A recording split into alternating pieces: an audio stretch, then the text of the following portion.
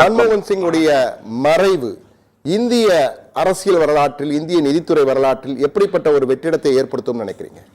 இது நீங்கள் பார்க்கும்போது ஒரு செகண்ட் இண்டிபெண்டன்ஸ் இந்தியாவுக்கு வாங்கி கொடுத்தார் 1991. அது முன்னாடி 1991க்கு அப்புறம், அதாவது அதுக்கு முன்னாடி என்ன மாதிரி 50 வயசுக்கு மேலே இருக்கிறவங்களுக்கு 91க்கு முன்னாடி 91க்கு பின்னாடின்னு ரெண்டாக நீங்கள் பிரித்து பார்த்துடலாம். இப்போ நான் ஒரு செல்வந்தர் வீட்டில் பிறந்தவன் தான், இருந்தாலும் நான் பாலுக்கும் ப்ரெட்டுக்கும் ஃபோனுக்கும் க்யூவில் நின்றுட்டு இருந்தவன். ஃபோனுக்கு 5 வருஷம் காக்கணும், ஒரு ஸ்கூட்டர் வாங்கணுன்னா 4-5 வருஷம் காக்கணும், ஒரு கார் வாங்கணுன்னா 4-5 வருஷம் காக்கணும். பால் ஷார்ட்டேஜில் இருக்கும், ப்ரெட்டு ஷார்ட்டேஜில் இருக்கும், சிமெண்ட்டு ஸ்டீலு எல்லாமே ஷார்ட்டேஜில் இருக்கும். அது மாதிரி ஒரு சோஷலிஸ்ட் நாட்டை கம்ப்ளீட்டாக ஒரு மார்க்கெட் எக்கானமி ஆக்கி இன்றைக்கி யார் வேணால் 10 ரூபா 15 ரூபா கொடுத்து ஒரு செல்ஃபோன் சிம் கார்டை வாங்கி பழைய செல்ஃபோனில் போட்டு பேச முடியும், உலகத்தில் எங்கே வேணால் பேச முடியும்னு ஆக்கினது மன்மோகன் சிங் தான். அது மாதிரி இங்கே தமிழ்நாட்டில் காமராஜர் கொண்டு வந்த மத்யுன திட்டத்தை இந்தியா ஃபுல்லாக கொண்டு போனதும் அவர் தான். எல்லாருக்கும் 100 நாள் வேலை வாய்ப்பு திட்டம், எல்லாரும் படிக்கணும், கல்வி கடன், கல்வியை ஒரு உரிமையாக்கினது, கவர்மெண்ட்டோட பவரை குறைக்கிறதுக்கு ரைட் டு இன்ஃபர்மேஷன் ஆக்டு. அதனால் நீங்கள் வெறும் ஒரு பொருளாதாரமாக மட்டும் பார்க்க முடியாது. பணம் சம்பாதிச்சவங்கள்ட்டேருந்து பணத்தை எடுத்து ஏழை கொடுத்தவராகவும் நீங்கள் பார்க்கணும். அவருக்கு பின்னாடி வந்தவங்க அவர் எவ்வளோ வேணால் திட்டிருக்கலாம், ஆனால் அவர் சொன்னதை தான் ஃபாலோ பண்ணுறாங்க, பேரை தான் மாற்றி மாற்றி வச்சுருக்காங்களே தவிர அவர் சொன்ன ஸ்கீமை தான் இன்றைக்கி வரைக்கும் நடத்துகிறாங்க. எந்த ஸ்கீமை நிறுத்துவோன்னு சொன்னாங்களோ அந்த ஸ்கீமை இன்னும் வலிமையாக நடத்திட்டு இருக்காங்களே தவிர புதுசாக எந்த ஸ்கீமையும் போட்ட மாதிரி எனக்கு தெரியல. அதே அவருக்கு ஒரு பெரிய ட்ரிபியூட்டாக தான் நீங்கள் பார்க்கணும். இன்றைய பாரத பிரதமரே அதை சொல்லியிருக்கிறாரு, அவர்கிட்டேருந்து நான் நிறைய கற்றுக்கிட்டேன்னு. அதனால் நம்மளுக்கு காந்தி முதல் சுதந்திரம் வாங்கி கொடுத்த மாதிரி 91ல் இந்தியாவோட பொருளாதாரத்தை கம்ப்ளீட்டாக மாற்றிக்கிட்டார். இன்றைக்கி நீங்கள் ஒரு தனியார் டிவி சேனல் நடத்திட்டுருக்கீங்க. நான் இன்றைக்கி ராயப்பேட்டாவில் உட்காந்துட்டு நீங்கள் நார்த் மெட்ராஸில் இருக்கிறவங்கள்ட்ட பேசுகிறேன்னா, இந்த தொழில்நுட்பம் இந்தியா வரத்துக்கு அவர் பயங்கரமாக வேலை செஞ்சவர். இது மாதிரி ப்ரைவேட் டெலிவிஷன் வரணும்னு ரைட்ஸ் கொடுத்தவர். நீங்கள்லாம் கவர்மெண்ட்டை கிரிட்டிசைஸ் பண்ணுங்கன்னு சொன்னவர். ஒரு பிரதமர், ரெகுலராக ப்ரெஸ்ஸை பார்த்தவர், யாரை கேள்வி கேட்டாலும் பதில் சொன்னவர் கடைசி வரைக்கும். சொல்லாற்றல் குறைவு, ஆனால் செயலாற்றல் அதிகம் என்று பெரிதாக பேசப்படுகிறார் என்று. எனவே அவருடைய செயல்பாடுகளை வெளியிருந்து பார்த்திருப்பீங்க, நீங்க அவரோட நெருங்கி பழகிருக்க வாய்ப்பு இருக்காருன்னு நினைக்கிறேன். ஆனால் நீங்க வெளியிருந்து பார்த்திருக்கீங்க, அவருடைய திட்டங்களை நீங்க நேரடியாக அனுபவிச்சிருக்கீங்க, செயல்பாடுகளை பார்த்திருக்கீங்க. ஒரு பொருளாதார அறிஞராக நீங்க எப்படி அவரை பார்க்கறீங்க சார்? அவர் என்ன மாற்றத்தை கொண்டு வந்தார்? என்னோட வாழ்க்கையே மாற்றினது அவர் தானே. நான் படித்தது கம்ப்யூட்டர் சயின்ஸு. 91 கம்ப்யூட்டர் சயின்ஸ் படித்து வெளில வந்த ஒரு மாணவனுக்கு எக்கனாமிக்ஸ்னு ஒரு சப்ஜெக்ட் இருக்குது. அந்த எக்கனாமிக்ஸுங்கிறது எவ்வளோ இம்பார்ட்டண்ட்டு, மார்க்கெட்னா என்ன, இந்த மார்க்கெட்டை படித்தோன்னா நம்மளுக்கு என்ன கிடைக்கும்னு ஒரு ஆசையை தூண்டி விட்டு, புஸ்தகத்தை அந்த காலத்தில் புஸ்தகத்தெல்லாம் நீங்கள் இம்போர்ட் பண்ண முடியாது, புஸ்தகங்களை ஃப்ரீயாக இம்போர்ட் பண்ண வைக்க பர்மிஷன் கொடுத்து, இன்றைக்கி என்கிட்ட 1000க்கு மேலே புஸ்தகம் பொருளாதாரத்தில் இருக்குது. அதுக்கு முன்னாடி நீங்கள் வெளிநாட்டிலேருந்து புஸ்தகத்தையே வாங்க முடியாது. யார் வேணால் எந்த புஸ்தகத்தை வேணால் படிங்க, புஸ்தகத்தை வாங்கி படிங்கன்னு காமிச்சு, நான் கம்ப்யூட்டர் சயின்ஸே விட்டு கம்ப்ளீட்டாக பொருளாதாரத்துக்கு வந்ததுக்கு காரணமே அவர் தான். அவருக்கு முன்னாடி கம்ப்யூட்டருங்கிறது ஒரு ஏசி ரூமில் பணக்காரங்க பார்க்குறது. 91க்கு அப்புறம் கம்ப்யூட்டருங்கிறத கம்ப்ளீட்டாக திறந்து விட்டு யார் வேணால் கம்ப்யூட்டர் வாங்கலாம், யார் வேணால் கம்ப்யூட்டர் பயிற்சி பண்ணலாம். இன்றைக்கி ஐடி இண்டஸ்ட்ரியில் டைரெக்டாக இன்டைரக்டாக 10 கோடி பேர் வேலை செய்கிறாங்க. நான் சொல்கிறது, அந்த கம்பெனிக்கு கார் ஓட்டுறது, டீ கடை வச்சுருக்கிறது, ஹாஸ்டல் நடத்துகிறவர், இதெல்லாம் சேர்த்திங்கன்னா 10 கோடி பேருக்கு மேலே இருக்காங்க. இந்த ஐடி இண்டஸ்ட்ரிங்கிறதே உருவாக்கினது அவர் தான். அதுக்கு முன்னாடி ஃபார்மா இண்டஸ்ட்ரின்னு ஒரு சிறிய லெவலில் இருந்தது. இன்றைக்கி உலகத்துக்கே இந்தியா மருந்து செஞ்சு கொடுக்கறதுனா இவர்னால தான். அதுக்கு முன்னாடி வெறும் தோல் தச்சும் துணியும் எக்ஸ்போர்ட் பண்ணிட்டு இருந்த ஒரு நாட்டை மருந்துக்கும் ஐடிக்கும் உலக சூப்பர் பவர் ஆக்கினது அவர் தான். அது நாராயண் மூர்த்தியே சொல்லியிருக்கிறாரு. அதுக்கு முன்னாடி ஒரு கம்ப்யூட்டர் நாங்கள் வாங்கணும்னா டெல்லியில் போய் பர்மிஷன் கேட்கணும். அந்த கம்ப்யூட்டரை நீங்கள் பெங்களூர்லேயே இருந்து எவ்வளோ வேணால் வாங்கிக்கங்க, வேலை வாய்ப்பு போட்டு கொடுங்கன்னு சொன்னது அவர் தான். இன்றைக்கி அவர் ஆரம்பித்த ஐடி இண்டஸ்ட்ரி இல்லைன்னா பல கோடி பேருக்கு வேலை கிடையாது. அதே மாதிரி வெறும் ஐடி மட்டும் பண்ணால் போகாது, இந்த டெலிகம்யூனிகேஷனுங்கிறத ஓப்பன் பண்ணி விட்டார். இன்ஃபோசிஸ் மாதிரி கம்பெனிக்கு சேட்டலைட் லிங்க்கு கொண்டு வந்தார். சேட்டலைட் லிங்க் போய் இன்டர்நேஷ்னல் காலிங் வந்தது. இன்றைக்கி உலகத்தில் நீங்கள் எங்கே வேணால் எப்படி வேணால் யாரை வேணால் பேசலாம், யார் வேணால் சாஃப்ட்வேர் கம்பெனி ஆரம்பிக்கலாங்கிறத கொண்டு வந்தது அவர் தான். இன்றைக்கி இப்போ நீங்கள் உங்கள் வீட்டில் உட்காந்து பொருளாதார வல்லரசாக மாற்றி இருக்கிறார் என்று எடுத்துக்கொள்ளலாமா? வல்லரசாக செல்வதற்கான பாதையை போட்டவர் மன்மோகன் சிங் எடுத்துக்கலாமா? அவர் வந்தபோது 20 நாளைக்கு கூட நம்மளால் இறக்குமதி பண்ணுறதுக்கு பணம் கிடையாது. அவர் விட்டுட்டு போகிறச்ச $400 பில்லியன் கிட்ட நம்மகிட்ட பணம் இருந்தது. ஸோ ஒரு ஒரு கஷ்டப்படுற நாட்டு, தேர்ட் வேர்ல்டு கண்ட்ரியை ஒரு இந்தியா உலகத்தின் 3வது பெரிய சிறத்திறந்த எக்கானமி ஆக்கினது இப்போ ஃபுல்லாகவே பேர் அவருக்கு தான் போய் சேரும். இந்தியா ஒரு பேஸ்கெட் கேஸ். இந்தியா தனித்தனியாக பிச்சு போகுங்கிறத அந்த பொருளாதாரத்தை திருப்பி புரட்டி போட்டு ஜனநாயகமாக புரட்டி போட்டார். சைனாவும் புரட்டினாங்க. ஆனால் சைனாவில் ஒரு அத்தாரிட்டேரியன் கம்யூனிஸ்ட் ரெஜிம் ஆட்சி, மன்னர் ஆட்சி மாதிரி தான் அங்கே கம்யூனிஸ்ட் ஆட்சி. ஆனால் இதெல்லாமே ஜனநாயகமாக பண்ணி மக்கள்கிட்ட நேர போய் ஓட்டு வாங்கி தான் இதை பண்ணார். இதில் என்ன சிறந்ததுன்னா, அவர் போனப்புறம் கூட இன்றைக்கும் இந்த அரசாங்கம் அவரை எதிர்த்து அவரை கனாப்பினான்னு பேசின அரசாங்கம் கூட அவர் என்ன பாலிசி விட்டு போனாரோ அதே பாலிசியை தான் ஃபாலோ பண்ணுறாங்களே தவிர பேரை மாற்றிருக்காங்க, மார்க்கெட்டிங் மாற்றிருக்காங்க, புதுசாக ஒன்றும் பண்ணலைங்கிறது அவருக்கு பெரிய ட்ரிபியூட். அதாவது மன்மோகன் சிங் என்று அறியப்பட்ட ஒரு பொருளாதார மேதை பிரதமராக நீங்க சொன்ன மாதிரி பல திட்டங்கள் கொண்டு வந்தாங்க. அவர் திட்டங்களை இன்னும் கடைபிடிச்சிட்டு இருக்காங்க, வெவ்வேறு பெயர்கள் என்று நீங்க சொல்றீங்க. ஆனா அவருடைய எல்பிஜி, அந்த லிபரலைசேஷன், பிரைவேடைசேஷன், குளோபலைசேஷன், அந்த 91ல அவரும் நரசிம்மராவும் இவரும் சேர்ந்து கொண்டு வந்த அந்த எல்பிஜி ஒரு புதிய வல்லரசாக, பொருளாதார வல்லரசாக இந்தியாவை செல்வதற்கான பாதையை போட்டது என்பதில் யாருக்கும் மாற்று கருத்தில்லை. ஆனால் அந்த பாதையில் தற்போது சரியாக பயணித்துக் கொண்டிருக்கிறோமா? மன்மோகன் சிங் இப்ப பார்க்கும்பொழுது அவர் கடந்த ஒரு ஆண்டு காலமாக நீங்க பார்த்தீங்கன்னா ஒரு தீவிர அரசியலில் ஈடுபடலை. ஏன்னா உடல்நிலை முடியாத காரணத்தால் தீவிர அரசியல். ஏப்ரல்ல ராஜ்யசபையில் ஓய்வு பெற்றது கூட சென்று விட்டார், பெரிய அளவு பேசவில்லை. கடந்த ஜனவரியில் தான் அவர் பொது நிகழ்ச்சியில பங்கேற்றார் கடைசியாக. தற்போது அவர் பார்வையில் இருந்தால் அவர் என்ன சொல்லியிருப்பார்? தற்போதைய நிலை நம்ம சரியாக சென்று கொண்டிருக்கிறோமா, என்ன சொல்லுவார் நினைக்கிறேன்?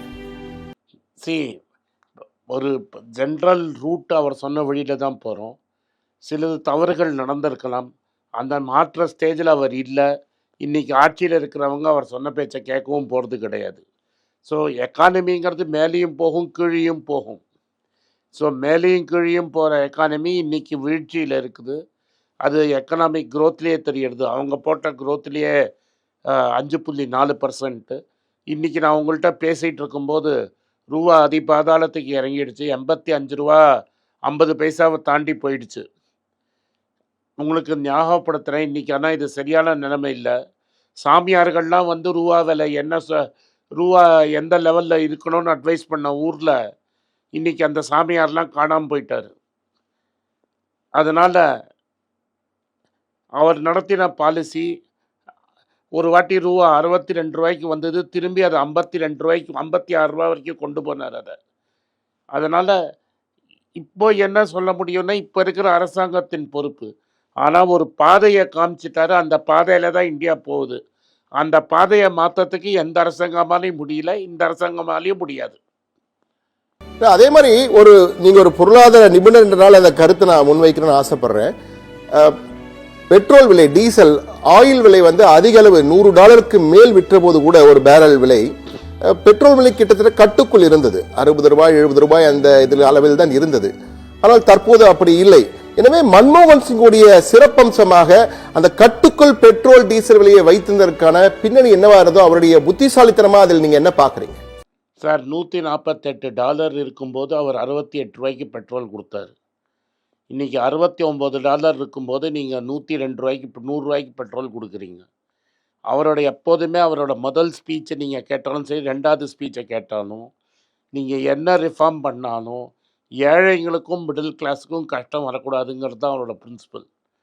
பணக்காரங்க டேக்ஸ் கட்டலாம், பணக்காரங்க கட்டப்படலாமே தவிர, ஏழைங்க மேலே பர்டன் இருக்கக்கூடாதுன்னு. கடைசியா அவர் சிலிண்டர் ரூ. 400 குடுக்கும்போது கூட ரூ. 100 சப்சிடி 100, ரூ. 150 சப்சிடி குடுத்துட்டு இருந்தாரு.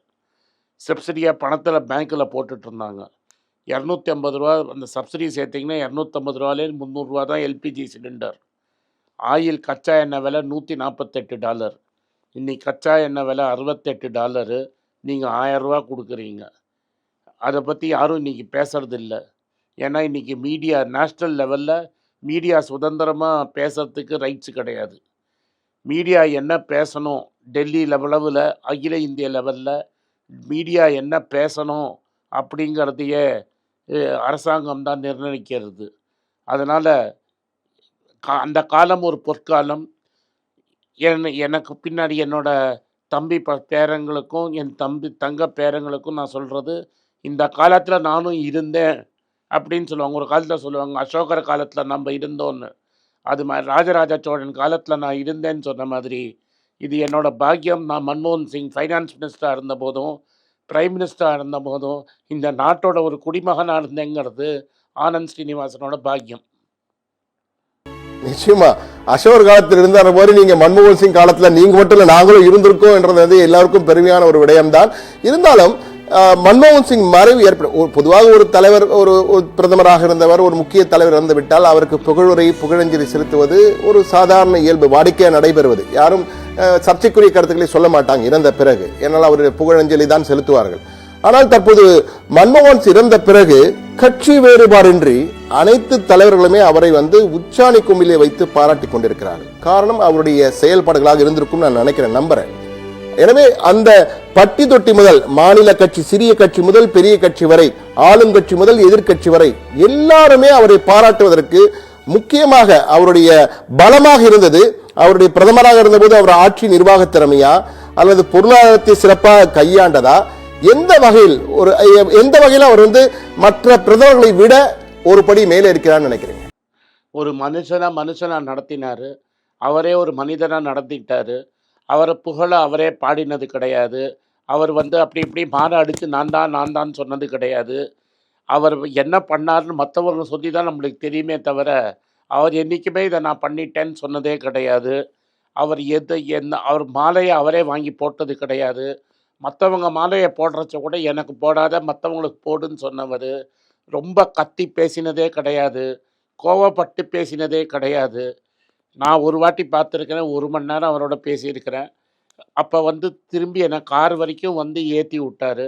இன்றைக்கி நீங்கள் எல்லாரும் பேசுகிறச்ச பார்க்குறச்ச, ஒரு பிரதமராக இருக்கட்டும், ஒரு முன்னாடி பிரதமராக இருக்கிறவர், யார் வீட்டுக்கு வந்தாலும் கார் வரைக்கும் நடந்து கொண்டு விடுவார். அது எல்லாருமே சொல்கிறாங்க. எல்லாரும் டோரை திறந்து காரை கிட்ட கொண்டு விட்டுவார்னு. என்ன மாதிரி ஒரு சாதாரண மனுஷனை நான் போய் பார்த்து பேசினம்போது, அவர் கையால் கலந்து டீயை கொடுத்தாரு.